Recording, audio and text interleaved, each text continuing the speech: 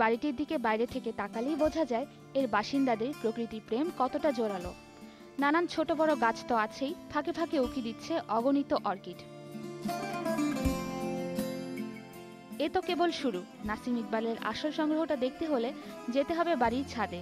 সেখানে থরে থরে সাজানো আছে দেশি বিদেশি নানান প্রজাতির বাহারি সব অর্কিড। তবে শুধু সংগ্রহ করেই থেমে যাননি নাসিম, খুলে বসেছেন অর্কিড প্রেমীদের সংগঠন বাংলাদেশ অর্কিড সোসাইটি। 1998 সাল থেকে কাজ করছে এই সংগঠন। 1988 সালের বন্যায় নিজের শখের সব গোলাপ গাছ ভেসে গিয়েছিল। এরপর থেকেই অর্কিড সংগ্রহ শুরু করেন নাসিম, কারণ এই ফুলের গাছটিকে মাটি থেকে উপরেই রাখতে হয়। অর্কিড তো মাটির প্রয়োজন হবে না, অল্প জায়গাতে আমরা অনেক বেশি অর্কিড রাখতে পারবো ফুল। আর অর্কিড করার আর একটা কারণ হচ্ছে যে এটা ফ্রি ফ্লাওয়ারিং, রাউন্ড দি ইয়ার আপনাকে ফুল দেয়। তো বাগানটা সবসময় কোনো না কোনো প্রজাতির গাছ আপনি পাবেন। মাত্র 5 জন নিয়ে শুরু হওয়া এই সোসাইটিতে এখন সদস্য আছেন 25 জন। নাসিম মনে করেন এখনও অনেকের মধ্যে অর্কিড সম্পর্কে কিছু ভুল ধারণা রয়ে গেছে। এ কারণে পছন্দ হলেও বাড়িতে অনেকেই অর্কিড রাখে না। সবারই ধারণা অর্কিড খুবই কস্টলি, যেটা মানে সাধারণ লোকেরা এটা করতে পারে না, এবং এর চাষ খুবই ব্যয়বহুল। এটা করতে অনেক পয়সার প্রয়োজন এবং এটা বাঁচানো যায় না, আমাদের দেশে আবহাওয়ার সঙ্গে মিশতে পারে না। তো আমরা চ্যালেঞ্জ হিসাবে তখন এটাকে নিলাম।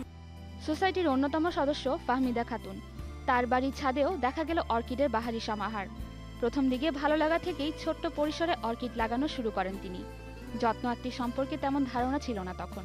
সোসাইটির সাথে যুক্ত হওয়ার পরেই জেনে নিলেন টুকিটাকি অনেক কিছু।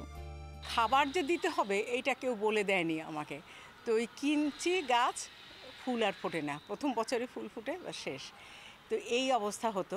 পরে আস্তে আস্তে এগুলো বুঝলাম কিভাবে দিতে হবে খাবার, কিভাবে যত্ন করতে হবে। চোখের সামনে আস্তে আস্তে যখন ফুটে ওঠে ফুলগুলো, তখন যে কত শান্তি, কত যে ভালো লাগে। লোকজনকে ফোন করে বলি যে এসে দেখে যাও। প্রতি মাসের শেষ শনিবার একটি বৈঠকের আয়োজন করে অর্কিড সোসাইটি। সেখানে অর্কিড নিয়ে সমস্যা ও সমাধান নিয়ে আলোচনা হয়।